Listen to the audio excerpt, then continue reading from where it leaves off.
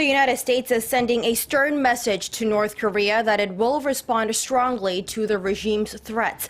U.S. strategic military assets will be deployed to South Korea in the coming weeks, and this issue is set to be discussed when the top defense chiefs of the two allies meet in Seoul on Friday. Connie Kim reports.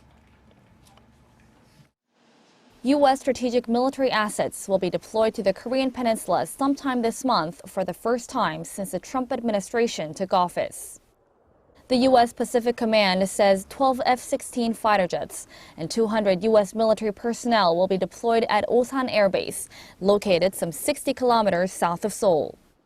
They'll be working with the South Korean Air Force for 6 to 9 months to monitor possible North Korean provocations.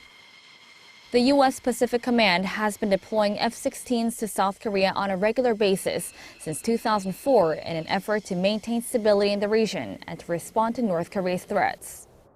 There are reportedly some 60 F-16s deployed to South Korea. While North Korea's escalating nuclear threats continue to be a concern for Seoul and Washington, Lee Sun-jin, the chairman of South Korea's Joint Chiefs of Staff, requested that goals set during the first South Korea-U.S. Joint Defense Cooperation talks in December be implemented during his telephone talks with his U.S. counterpart, General Joseph Dunford. Seoul and Washington had reaffirmed the commitment of the U.S. to regularly deploy strategic assets to South Korea during the first meeting of the Extended Deterrence Strategy and Consultation Group.